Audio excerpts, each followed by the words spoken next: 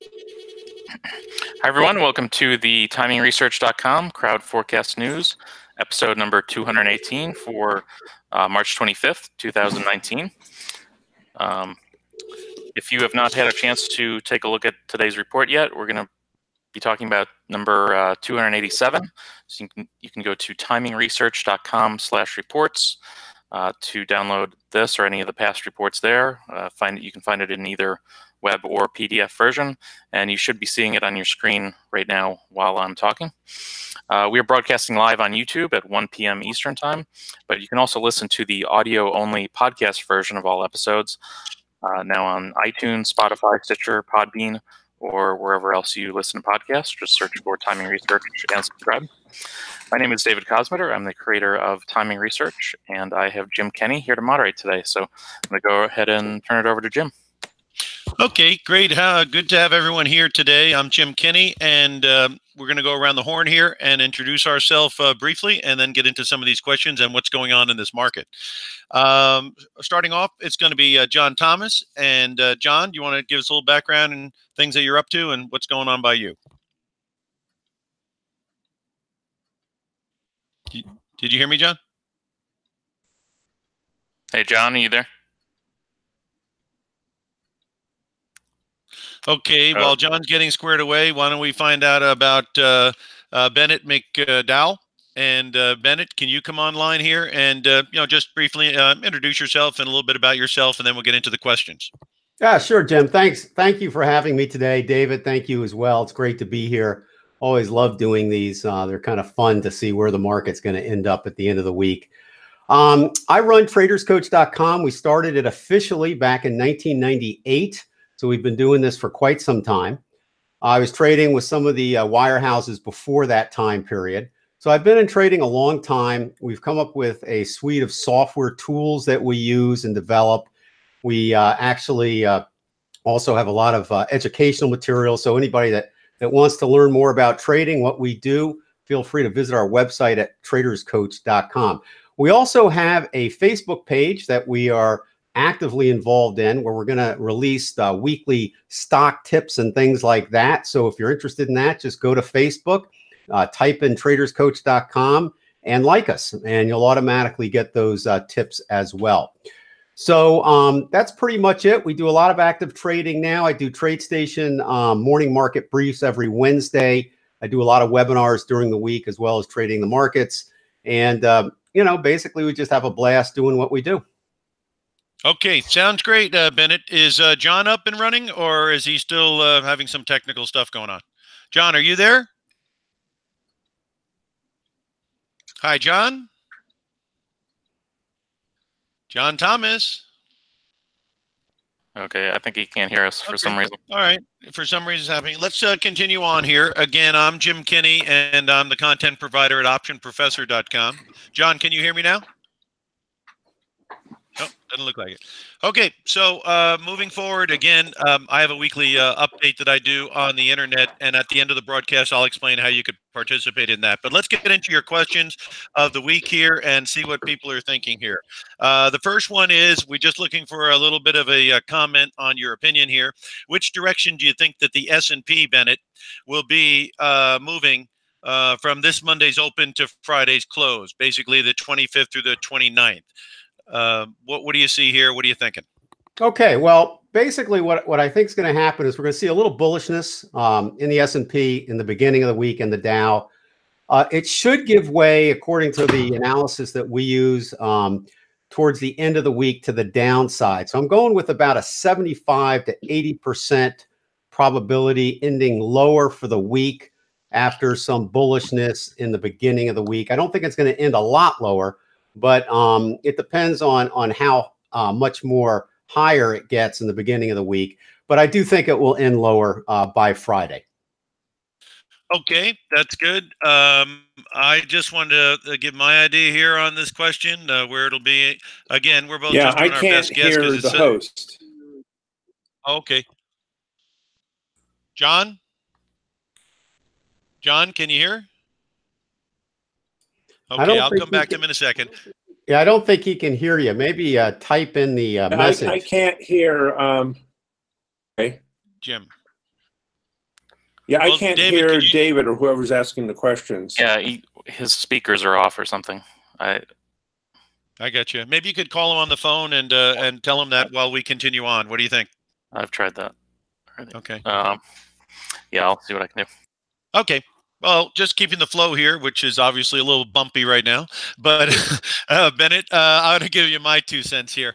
Hey, listen, I think that the markets right now obviously have been hit, but the things that I've been looking at are not, it's not surprising me. So basically, the Russell and the transports, they indicated a rollover was coming here just a bit ago before this, preceded the drop of Friday. And the inverted moving averages, meaning the 50 and the 200-day, are still under, in a bad cross. So this rally here has been fast and furious and very robust. Q1 bingo, a January effect, you name it, right? So again, between now and the end of the week, I think we're going to be going lower. Now, what would possibly cause a bounce here would be the Russell stopping here at that 1500 area and the transport stopping at 10,000. If they both stop here and rally, you might get a little bit of a bounce in the S&P by the end of the week. So my confidence level is about 55% because I think it's more probable than not that we could see some selling by the end of the week. All right. So that's basically, and the way the crowd was, obviously it's pretty heavy on the downside. So sentiment's pretty negative here. Lower was 71% in the survey. So obviously that's a pretty heavy to the downside. So, could it bounce from here? Obviously, but Bennett and I are both thinking that by the end of the week, the reality of some of the other deterioration is going to hit and maybe we'll fade off a little bit. John, are you with us? All right. John's there, but he can't. John, can you hear me? John. All right.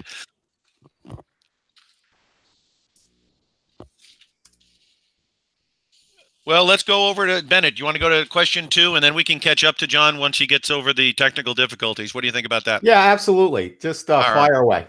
All right. So question number 2 is rate your confidence to question 2 by estimating the probability you have correctly. Okay, we already kind of went over that.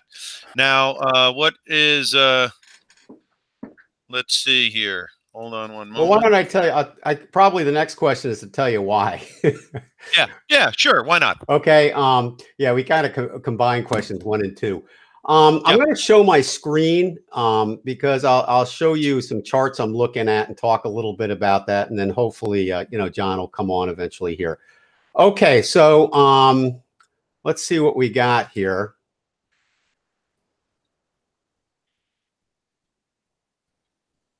I guess I'll do it that way. All right. Can you see my chart? Absolutely. Okay, great. All right. So now this is the Dow. Okay. But I also have the S&P. But I wanted to show the Dow because I have it marked with the type of correction that I think we're in. I do a lot of Elliott wave in addition to using software tools that we created here at TradersCoach.com. So what we've seen here, I'm just going to walk you through really quickly. In Elliott wave, basically trends move in 5 waves. And after the wave, you go into a correction or another trend to the downside. And so this is a 60-minute chart on the Dow Jones Industrial Average. So it's a pretty short-term chart. The reason why I'm showing this is because we're looking at a short-term forecast for Friday, not a long-term.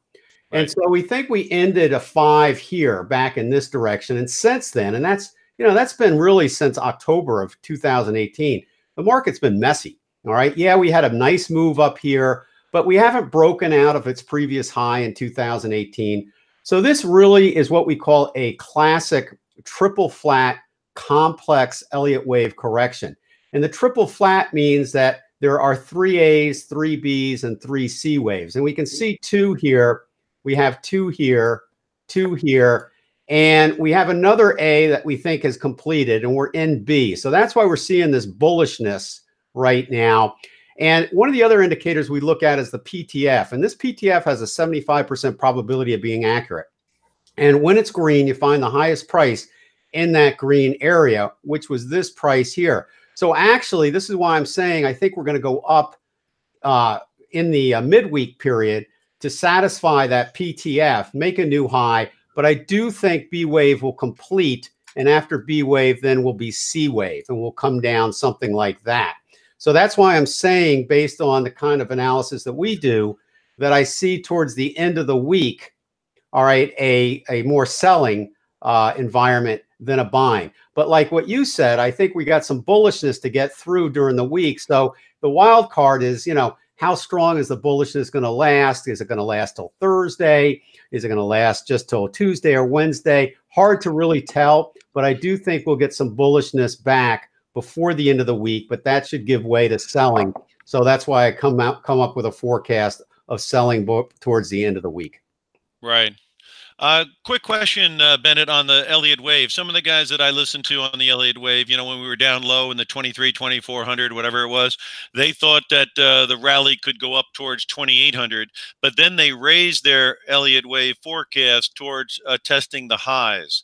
Do you think with things like the transports and the Russell breaking their 200-day averages again, that the test of the high in the short term is off the table, or do you think possibly testing the high of 2940 could still be on the table?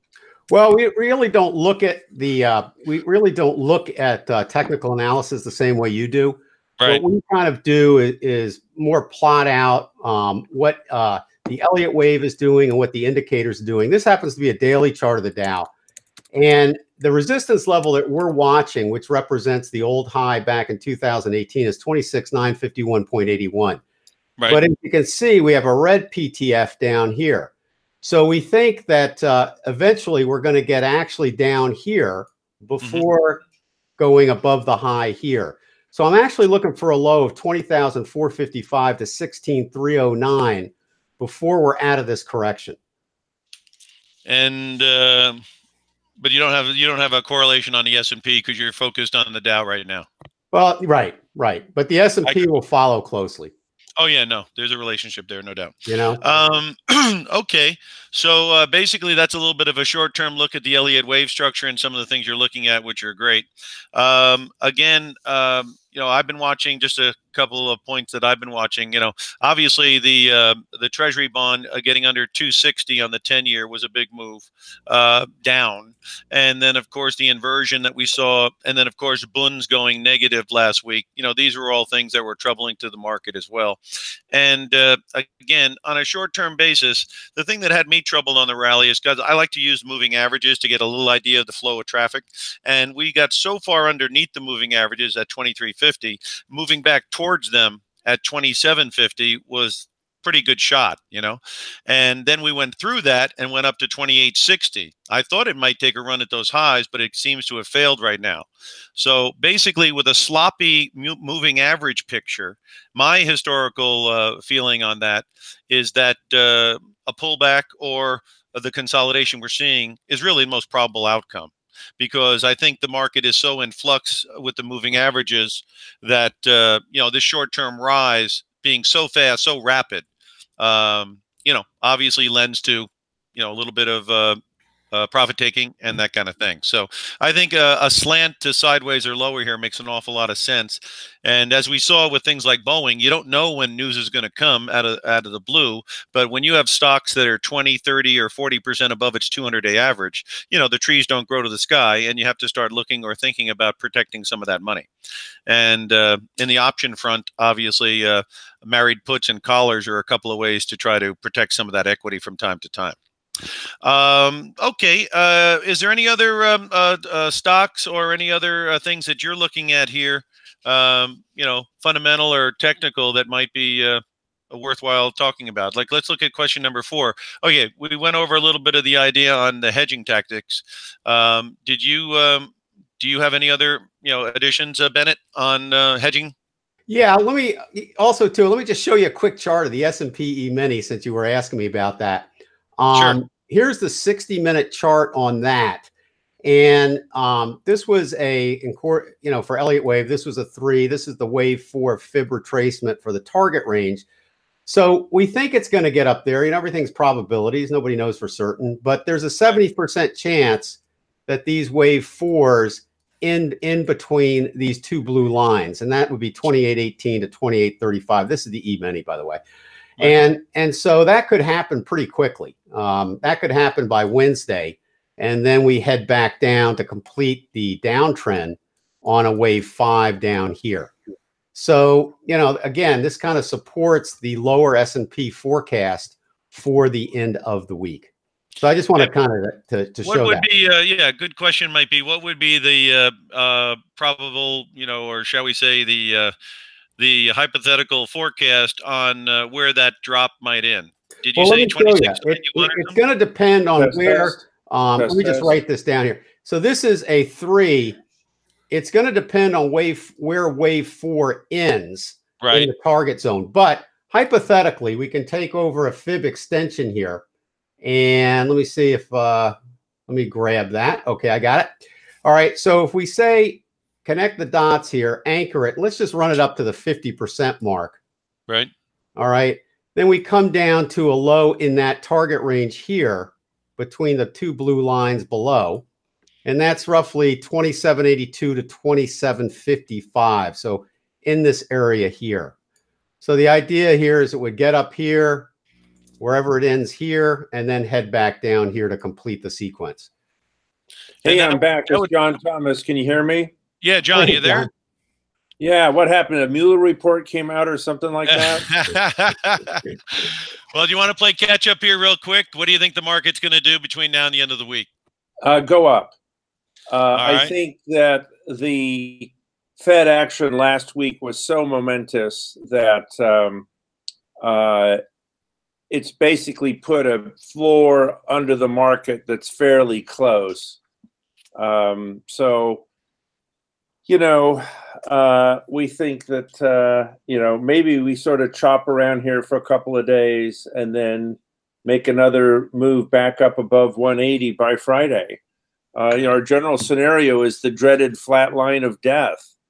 The market can't go down, it can't go up either. So we could be stuck here for a few weeks. Yeah, I was saying that the technical picture with the moving averages, with the 50 still underneath the 200 on many things, is kind of a situation where probabilities that we could chop around till those averages flatten out and then turn back up, could also, be happening just a little bit as well, because we had a very that's exactly what we see here.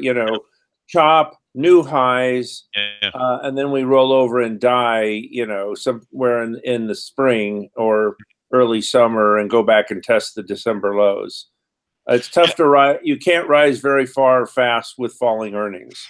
No, and the valuations have to have some reason behind it, not just the fact that people want prices to go up all the time. Yeah, and other than being the world's most expensive stocks now. Right. But one other thing I was going to ask you, that I've watched, and I was wondering if you saw anything there, is I watched the Russell and the transports, and they've gone through their 200-day average like a knife through butter. They're holding on to some support down here. Now, if we don't, can you see us taking out the 200-day average on the S&P in the 2760 area, or do you think the market may not go that far?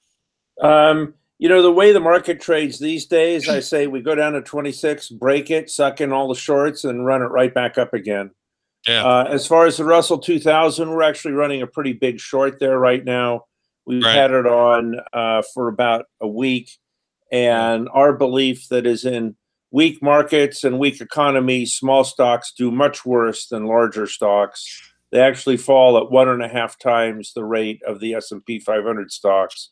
So we're running a short there and keeping that as a hedge against all of our long stocks and technology. It didn't look like the Russell liked the 1600 level very much. That's for sure. Oh, the Russell's in a clear downtrend now, and it may lead the main market in that respect. That would be my concern. Yeah, that would be my concern. We were talking about hedging a little bit. Bennett, did you give any input onto any ideas that you have on hedging, or are you, that's not really your cup of tea? Well, we use options to hedge. I think that's pretty standard in the industry on our longer term positions. In terms of our momentum trades, we pretty much just really use really strict risk control. We're right. Our win to loss ratio is about 65%. So we're losing 3 or 4 times out of every 10 trades. But we keep that loss at 2% of our account size. And by doing so and letting the winners run, it produces a payoff ratio of about 2.5 to 1. So we're pretty successful, even though we don't always win. And it's risk control that makes the difference for us. But on long-term portfolios, sure. We use options to hedge quite a bit sometimes on that. Depends what the market cycle's in. Yeah, on hedging, we're running John, almost a neutral portfolio right now. Every long has a short. Right. Every long may be short calls against it.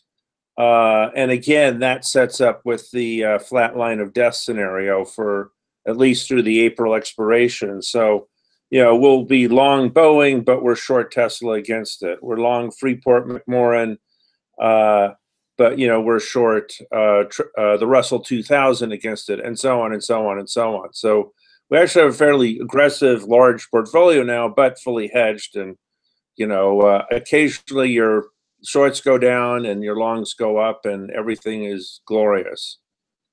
Right.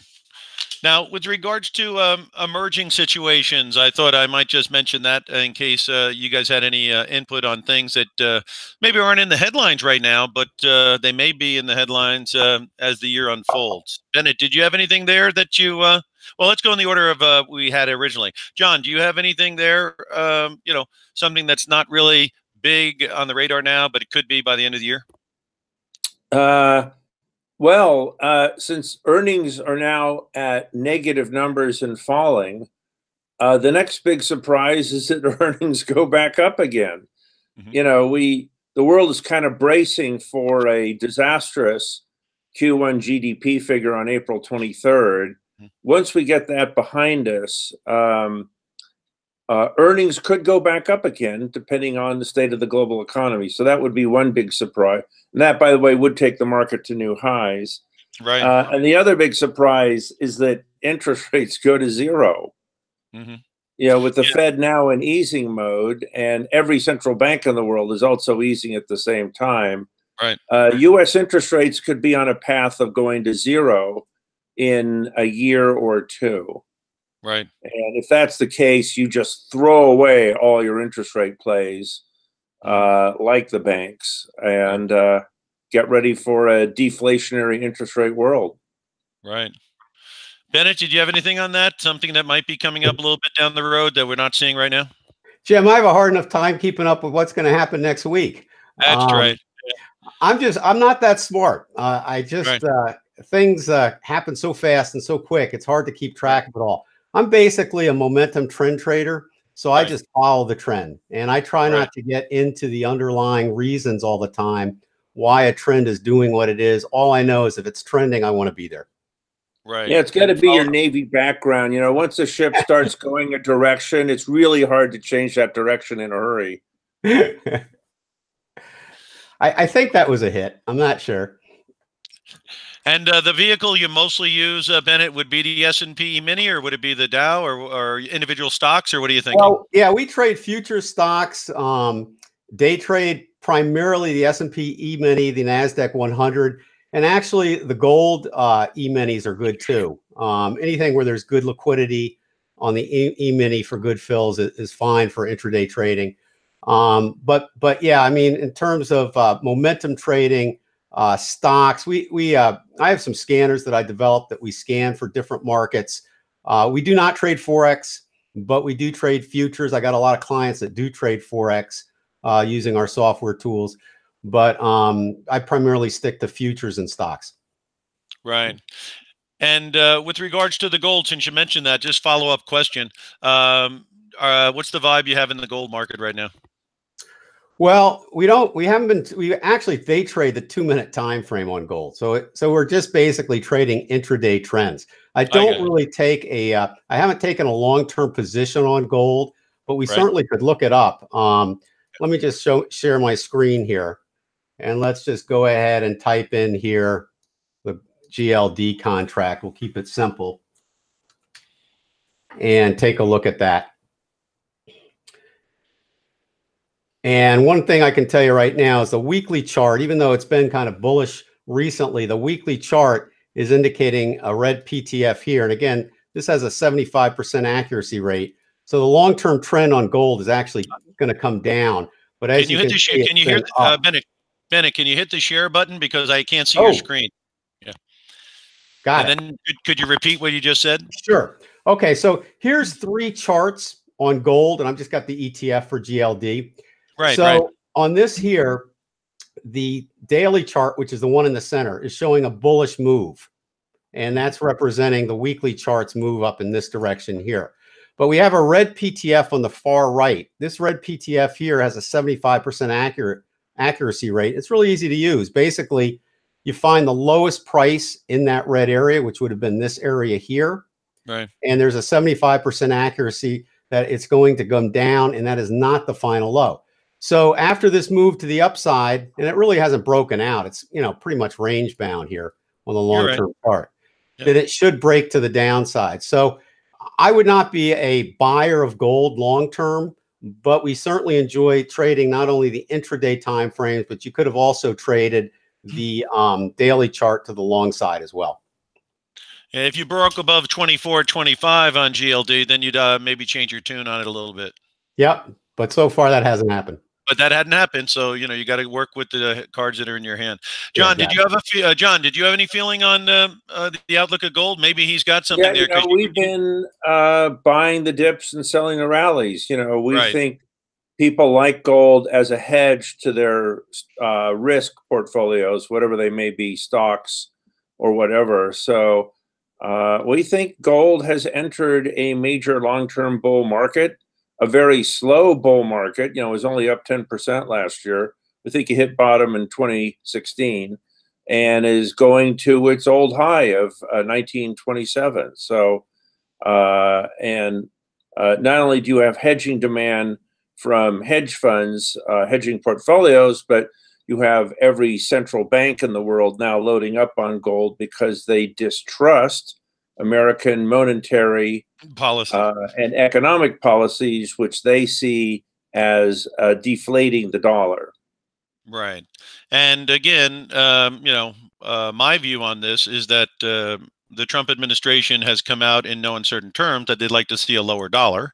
Oh, yeah. And they are definitely interested in easy money and putting this Stephen Moore in there, who by definition is I guess an economic commentator and a writer, and now he's going to be on the Federal Reserve Board. That's an interesting setup. Well, the great thing about Stephen Moore is that he's 100% predictable. Yeah. You always know what he's going to do. He's going to want to raise interest rates during Democratic administrations and lower rates during Republican ones. So that is, you know, when he gets to vote, that'll be a vote for an easing, basically for 2 years. Right. Now you can take that to the bank. Yeah. So, you know, under that scenario, and I know, Bennett, this is a little bit outside your wheelhouse from the standpoint of what your business is, which is short-term trading and follow the money on a day-to-day basis.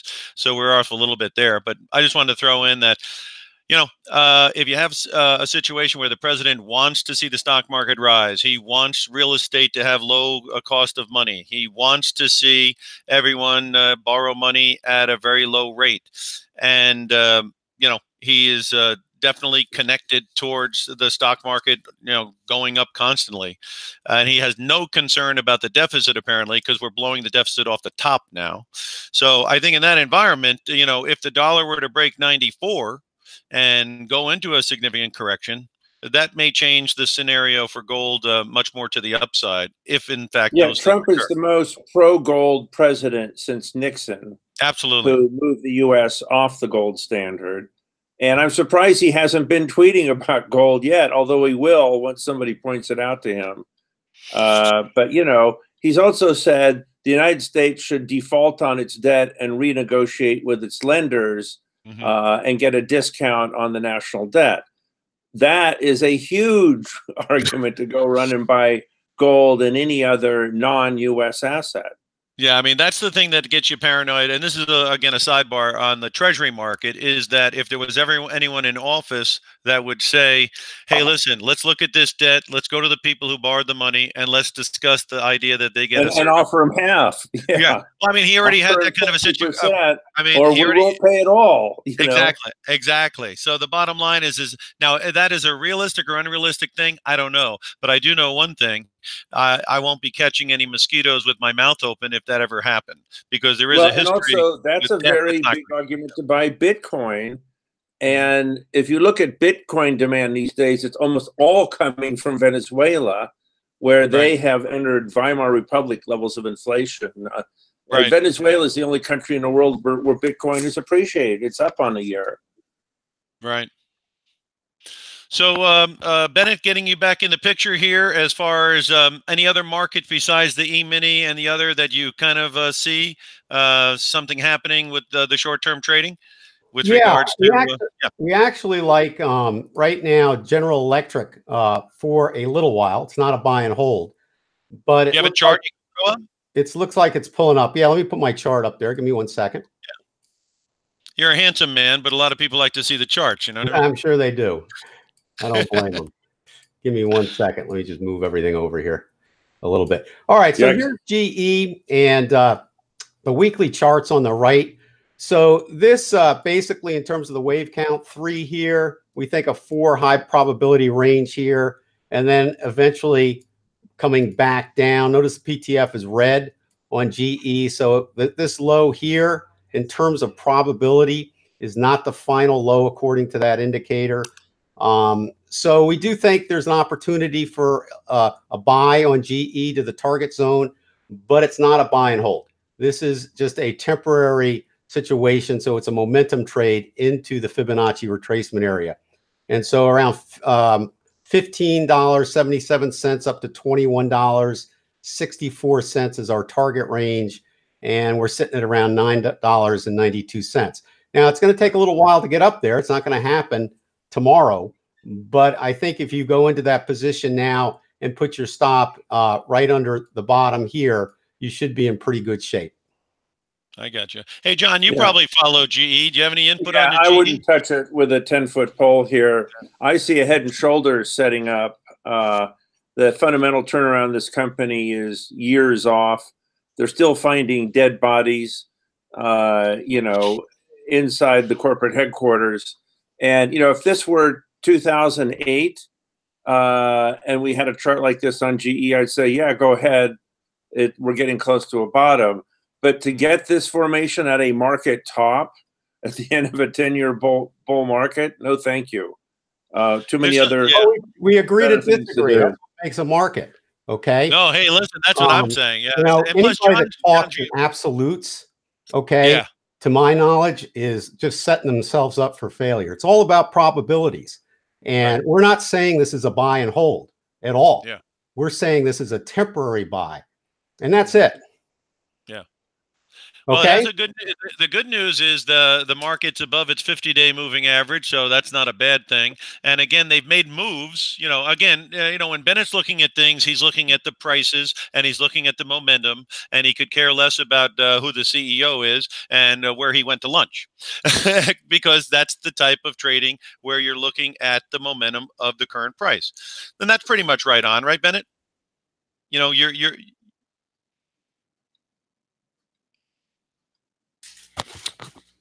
Hey, Bennett, you're muted. You're muted, Bennett. Yeah, only lip readers can follow us right now. I think he's giving John Thomas an earful. Yeah. They keep him muted then. And he's getting animated. Hey, Bennett. Yeah, no, I think he's pissed. Yeah. But anyway, so let's move forward. I just want to throw in my 2 cents on the GE. GE obviously has gotten whacked in the last year or so. It's gone from 30 down to about, what, 8? Or actually 6. So, again, it's been sold out. Now, they made a couple of moves. They sold off a lot of stuff, and they fixed their balance sheet up a little bit. But, again, now they've got to earn money, and they've been losing money. The other thing is that the moving averages on the stock are 950 and 1050, and we're trading right in the middle. So, again, this is a tough neighborhood between here and 1050, and could it roll over again to the downside? Like John was saying, if the whole board does, I don't think this will be the one-eyed man in the valley of the blind. So if the board goes over, I think that could be problematic for GE. John, if Bennett is on thing.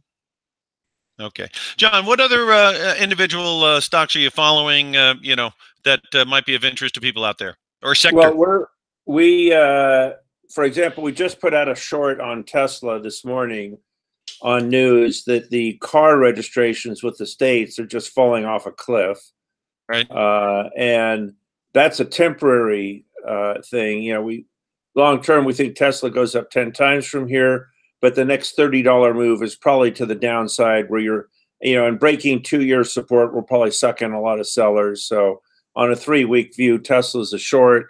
On the long side, we're long Boeing.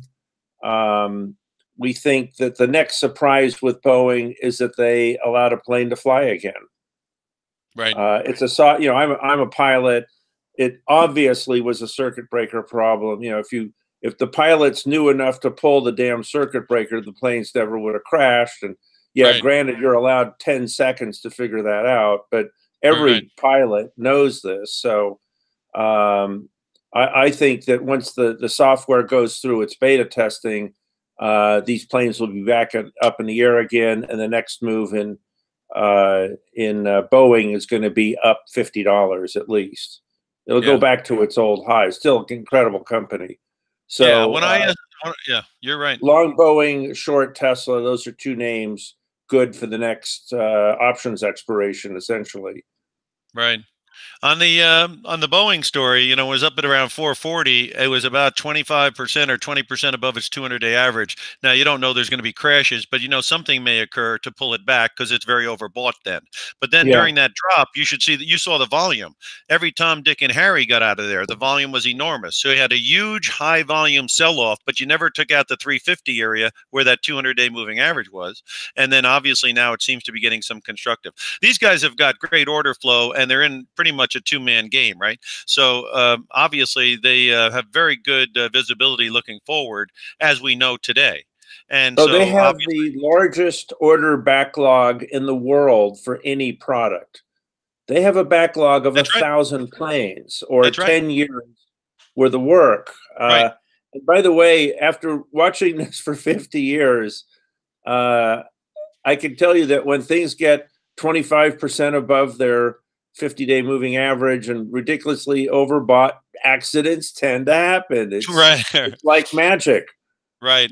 And that volume on the sell-off, and that volume on the sell-off, was just enormous. Oh, it's huge. Yeah. So, and then that's obviously those people are all gone now, and so basically, and when that kind of volume happens, what I always say to myself, who's on the other side? In other words, what is a dumb guy buying all this stock during the drop? And when he drops the bid that much and he's taking in all that volume, do you think it's some moron doing that? So the bottom line is when the volume gets that high, they drop the bid that much, and the company's that kind of company, you got to at least sniff around the buy side and maybe use the 200-day moving average as a line in the sand and see if you get a bounce. Yeah, I'll tell you a funny story. Just take 30 seconds. I was at Incline Village, Nevada, a couple of weeks ago, looking at a $5 million house, and beautiful house, Great Lake view. And I asked the agent, "What does the owner do?" And they said they're a day trader. So I went over to their office, looked at their computer, and what do you see up on the screen? A chart of Boeing. And they completely made this living just trading Boeing. Yeah, that gives you an idea of the kind of wealth if you're a long-term holder of that thing. Well, and how much hot money the stock had sucked in. Exactly. Bennett around? Yeah, I'm here. Go ahead. Okay, great.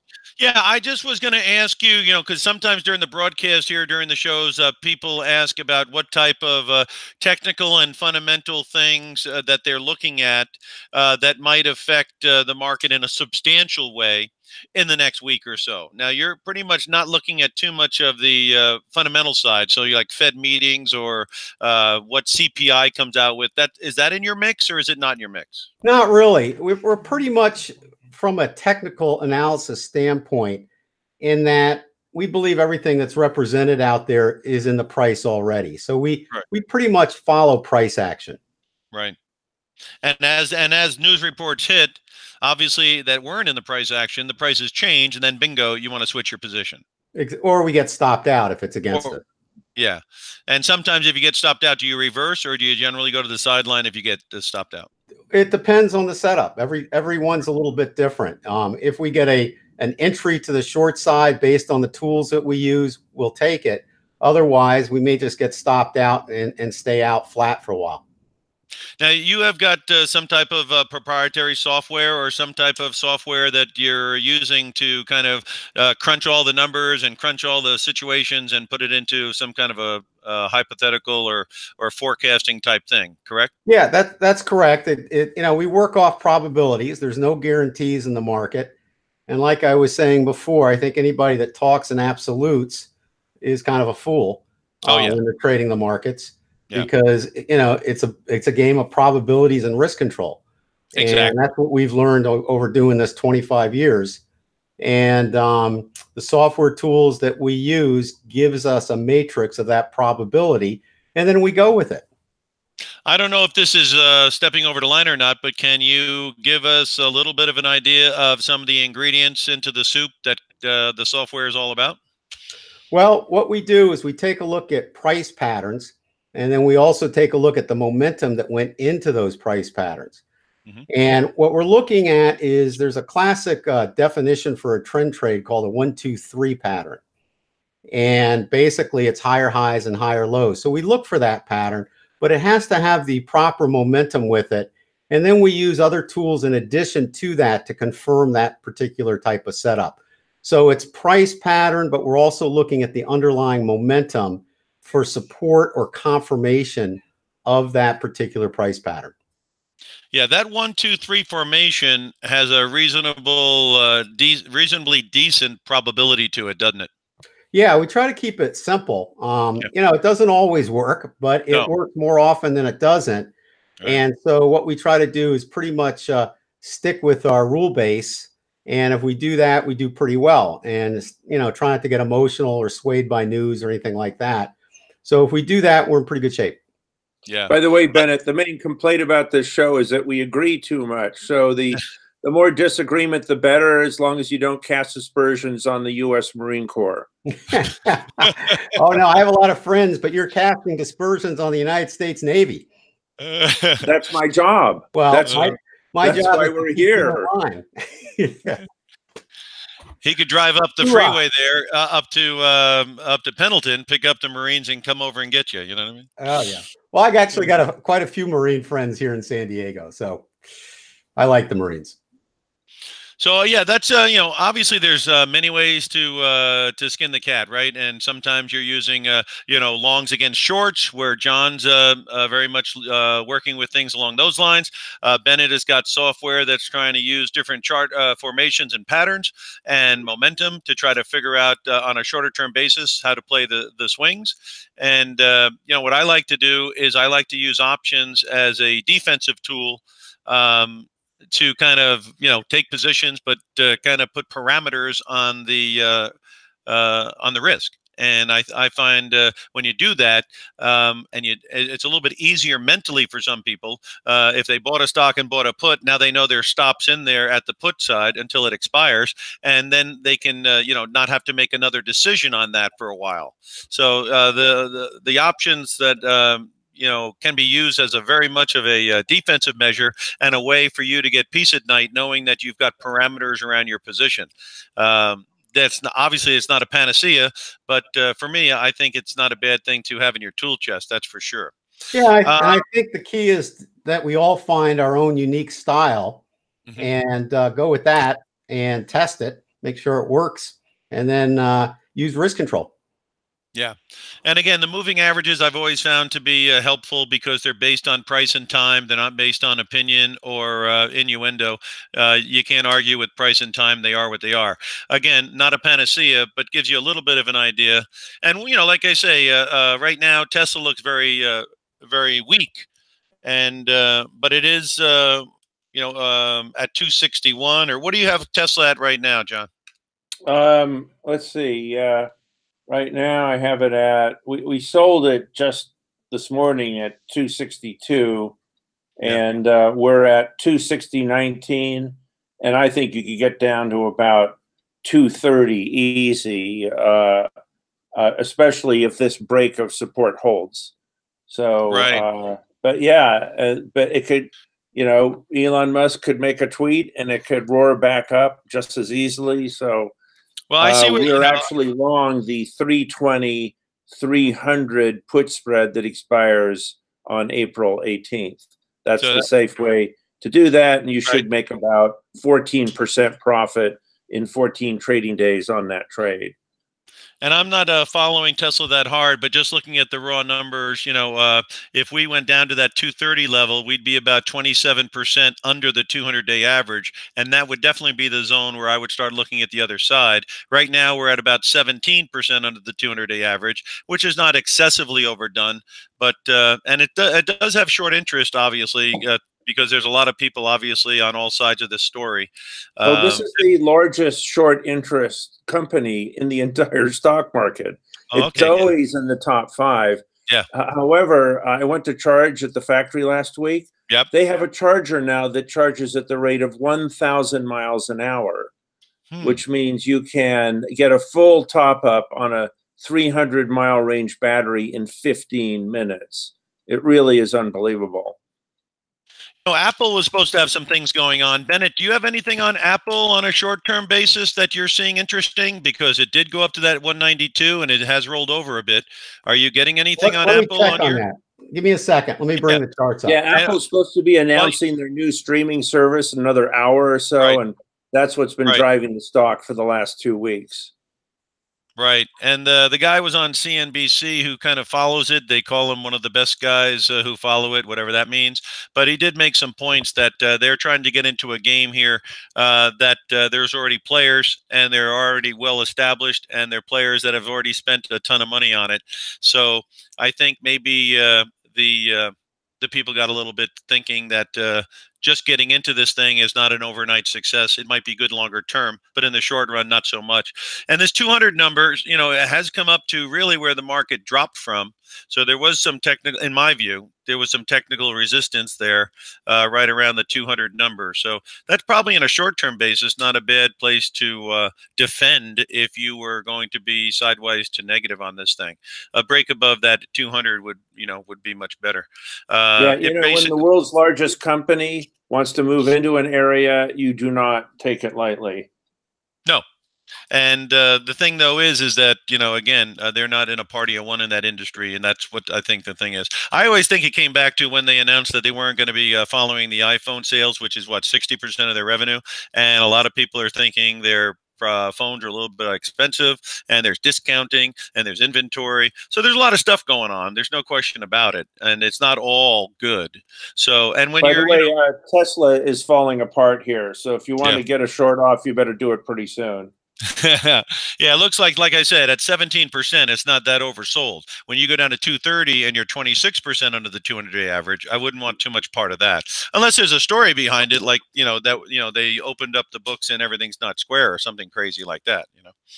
But I think the momentum obviously is to the downside. You don't go 17% underneath the 200-day because it's been going up, right? So you got good momentum there. Bennett, we're back with you. You got anything on Apple?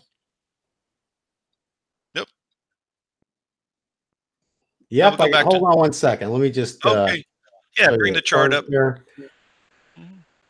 Well, I think you all said it. I mean, it's in a bullish move right now after a nice move to the downside back late last year. So, green PTF, green momentum on everything we're looking at. So it looks like higher highs to come. Yeah. How about, since you got your machine running right now, right? Yep. Okay. Why don't you throw up JP Morgan? Give that a second to load. I shouldn't have used the word throw up. Oh. Because people who own it may be feeling that way with the price coming down lately. You like that one, John? Throw up. All right. So anyway, as he's trying to get that, John, a quick point on a bank like JP Morgan. What are you thinking? Yeah, don't touch them with a 10-foot pole. They couldn't go up last year when interest rates were going up. So they're certainly not going to go up now when interest rates are going down. And our whole theory is that fintech is eating their lunch. So we're long things like Square, PayPal, and Visa.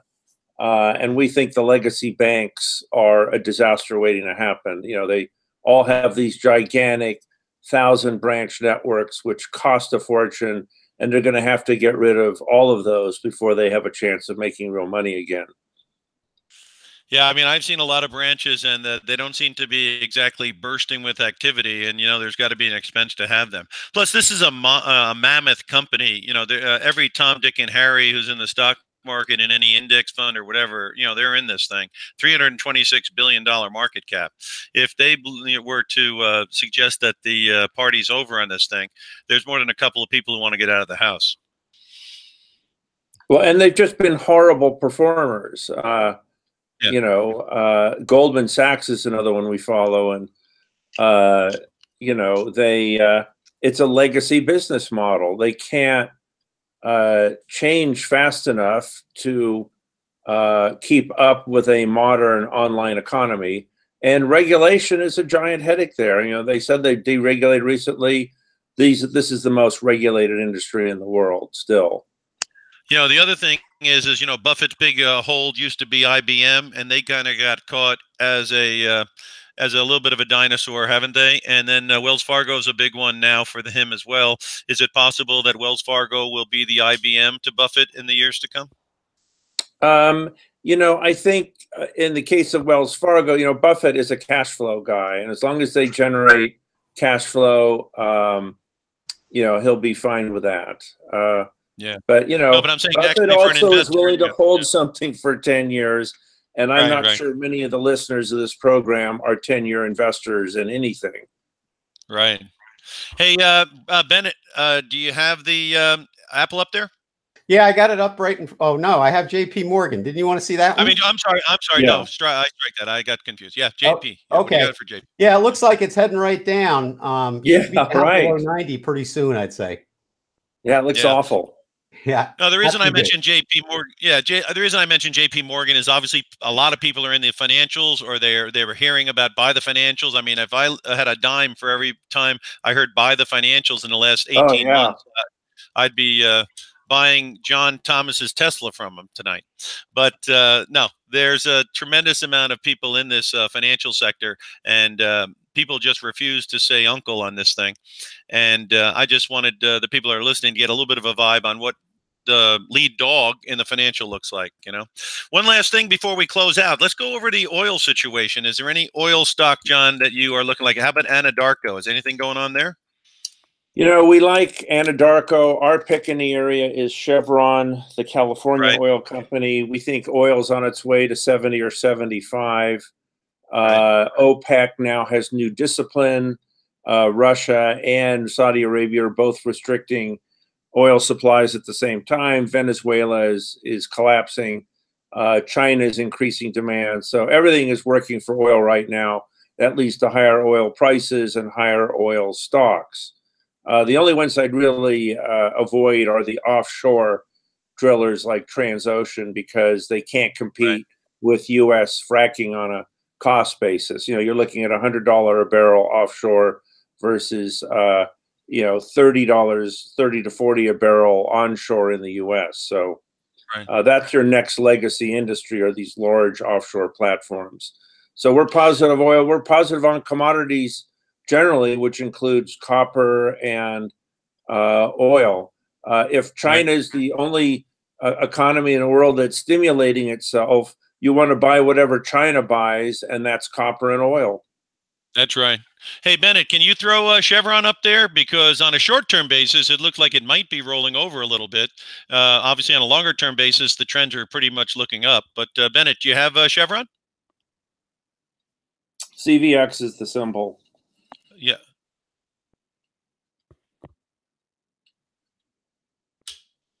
Bennett, are you with us?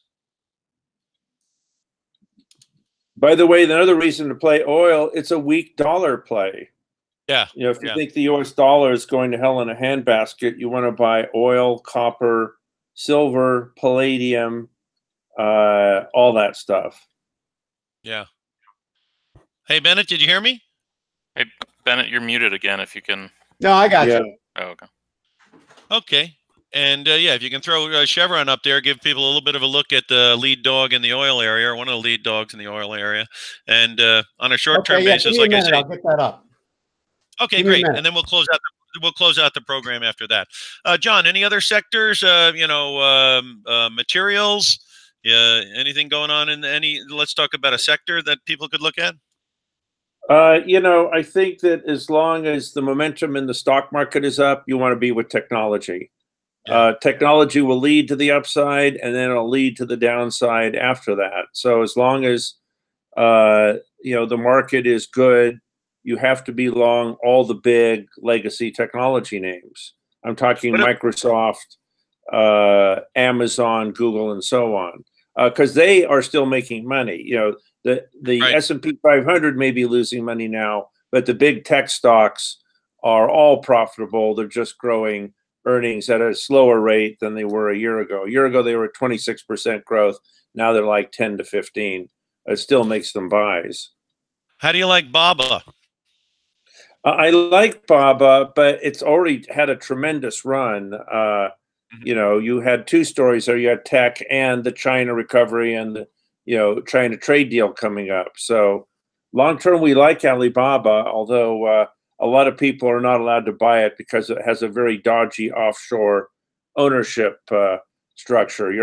When you buy Baba, you're actually buying a profit stream out of a Cayman Islands company and don't actually have a claim on any mainland China assets like you would with a normal stock. Sure. In my view, they're pounding the table now on emerging markets like they pounded the table on banks 18 months ago. Now, the emerging market has improved, but it seems to be in a trading range, really, of about 45 and 40. Do you see the emerging markets actually breaking out and delivering some great returns, or is this really? If the U.S. lowers interest rates, the dollar goes down. The dollar goes down, emerging markets go up. And even though they've had a good move since the beginning of this year, emerging market valuations are less than half the valuations of the U.S. So there's a great valuation argument right there. So if you like copper, oil, palladium, platinum, and silver, you also have to like emerging markets. It's all part of the same trade. Now, getting over to the other side of the pond before he gets that chart up, what about Europe? They sound like they have all this bad news and this and that, and then Brexit, no Brexit, blah, blah, blah. I see FEZ is the European ETF, and it had gone from 32 to 38, which is a nice run this year, but it does seem to have come back a little bit here, gapped down here in the last few days. Now it's stable. Do you have any feeling on, is it worthwhile to buy into European stocks into all this bad news, or what do you think? Well, the European economies are currently rolling over and about to go into recession. And as long as that's the case, I just don't want to go anywhere near Europe. A lot of this is also dependent on Brexit. If Brexit happens, it'll demolish the European economy by England imploding its own economy.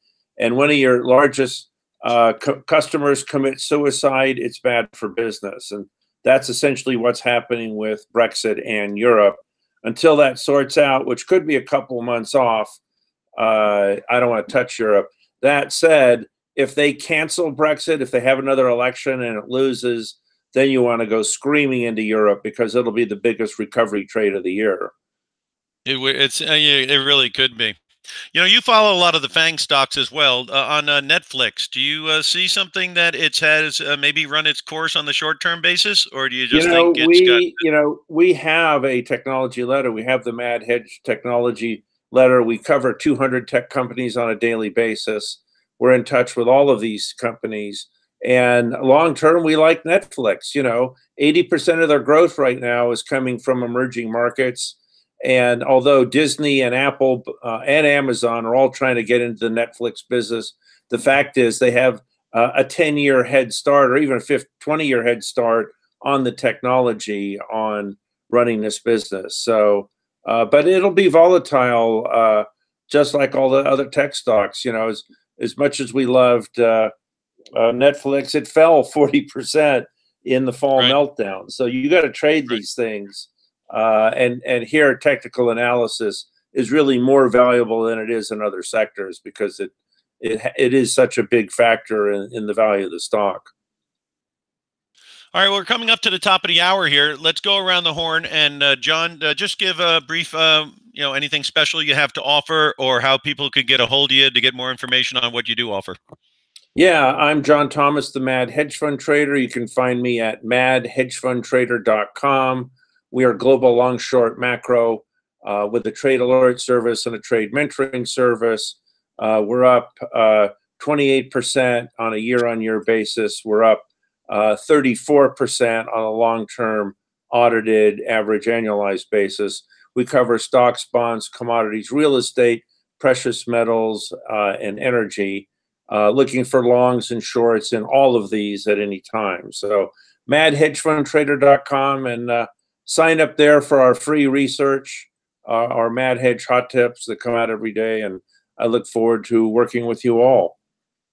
Great. Thanks a lot, John. And Bennett's back with us. And Bennett, very much thank you for putting some charts up there so we could go through some numbers. And again, for the people that are interested in how you can help them with their short-term trading, can you give a little bit of an idea of any specials you might have or how they can contact you to take advantage of your services? Yeah, my pleasure, Jim. Nice to be on today. Yeah, come to traderscoach.com. We deal heavily in risk control and risk management. We also have a suite of software tools that basically is aligning price patterns with momentum for short-term trading as well as long-term trading. But the best thing to do is go to the website, check us out, and we have a lot of videos that explain more precisely how the software tools work. But it's a complete suite, and we have traders now worldwide, over 90 countries. We have several hedge funds using our software, and you know, we're here to help you be the best you can be. Great. Thanks a lot, Bennett, for being here. Real quick, because we're at the top of the hour, I'm Jim Kenney, and I provide the content to optionprofessor.com. I also do a weekly update, which may even become twice weekly. And you can get a link to that by simply going to optionprofessor.com. Also, if you have a question on anything that I talked about or anything that you might want to ask me a question on, you simply shoot me an email at optionprofessor@gmail.com. David, thanks a lot for having me moderate here today. It went as well as we could do. And back to you, and we'll talk to you soon. Good luck, everybody. All right, thanks, guys. Great show. Just a quick reminder to everyone, be sure to subscribe to Timing Research on YouTube and your favorite podcast directory. You can also go to TimingResearch.com to get access to this or any of the past reports or show archives. And be sure to join us for episode number 71 of Analyze Your Trade tomorrow, 4:30 p.m. Eastern Time. You can always find it at TimingResearch.com/live. Larry Gaines, Andrew Keene, and Matt Buckley will be on for that one. And just want to thank my guests again for this episode. Bennett McDowell of TradersCoach.com, John Thomas of MadHedgeFundTrader.com, and Jim Kenney of OptionProfessor.com. Thanks, everyone. Thanks, David.